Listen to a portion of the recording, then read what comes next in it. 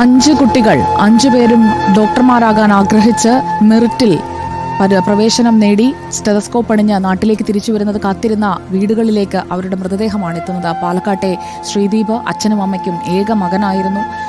ഇക്ബാൽ അറക്കൽ നമുക്കൊപ്പമുണ്ട്. ഇക്ബാൽ അറക്കൽ, ശ്രീദീപിന്റെ വീട്ടിലേക്ക് ചെല്ലുമ്പോൾ ആ വീടിന്റെ വെളിച്ചമണഞ്ഞതുപോലെയുള്ള ഒരു പ്രതീതിയാകണം. കാരണം സംസ്ഥാന തലത്തിൽ തന്നെ ഹർഡിൽസിലൊക്കെ സമ്മാനം വാങ്ങിച്ച് നാടിന് അഭിമാനമായ, അധികമൊന്നും സംസാരിക്കില്ല ആളുകളോട്, എങ്കിലും അത്രയും ഓമനത്തമുള്ള ഒരു കുഞ്ഞായി വളർന്നു വന്ന ആ ശ്രീദീപാണ് ചേതനയിട്ട ശരീരമായി ആ വീട്ടിലേക്ക് മടങ്ങി വരുന്നത്. സംസ്കാര ചടങ്ങുകൾ എപ്പോഴാണ്?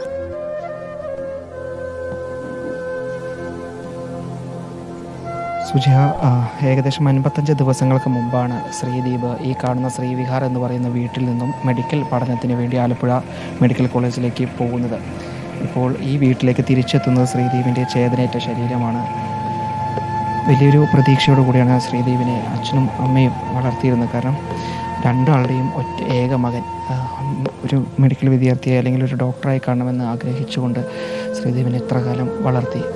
കായിക മേഖലയിലും അതുപോലെ തന്നെ കലാമേഖലയിലും എല്ലാം വലിയ കഴിവ് തെളിയിച്ച മിടുക്കനായിട്ടുള്ള വിദ്യാർത്ഥിയായിരുന്നു ശ്രീദീപ്.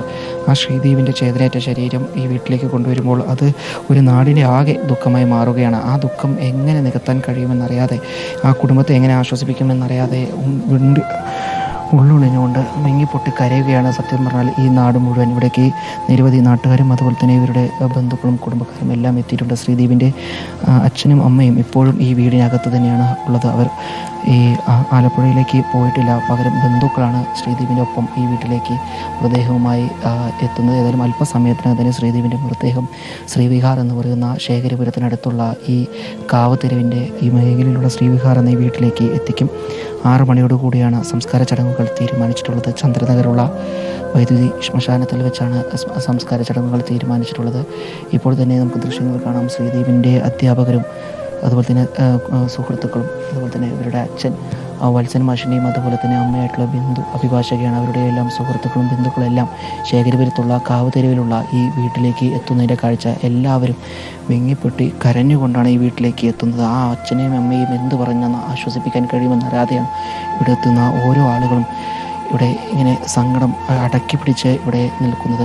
രാവിലെ മുതൽ തന്നെ ശ്രീദീപിന്റെ അധ്യാപകർ, തീർച്ചയായും ഇക്ബാൽ സൂചിപ്പിച്ചതുപോലെ 55 ദിവസം മുൻപാണ് ശ്രീവിഹാർ എന്ന വീട്ടിൽ നിന്ന് ഡോക്ടറാകാൻ ആഗ്രഹിച്ച് രണ്ടാമത്തെ ശ്രമത്തിലാണ് ശ്രീദീപ് വണ്ടാനം മെഡിക്കൽ കോളേജിൽ പ്രവേശനം നേടിയെടുക്കുന്നത്. പഠിക്കാൻ മിടുക്കനായിരുന്നു. നാട്ടിലെല്ലാവർക്കും ഇഷ്ടമുള്ള ഒരു കുഞ്ഞ്. ശ്രീദീപിന്റെ വിയോഗം അതാ നാടിനെ മുഴുവൻ ദുഃഖത്തിലാഴ്ത്തുന്നു. ശേഖരിപുരത്തെ കാഴ്ചകളാണ് നമ്മൾ കണ്ടത്. ആലപ്പുഴയിലെ വണ്ടാനം മെഡിക്കൽ കോളേജിൽ 55 ദിവസം മുൻപ് ഒന്നിച്ച് ചേർന്ന് ആത്മബന്ധത്തിലേക്കെത്തിയ ആ 13 സുഹൃത്തുക്കൾ അവരൊന്നിച്ച് ഒരു സിനിമയ്ക്ക് പോയതാണ്.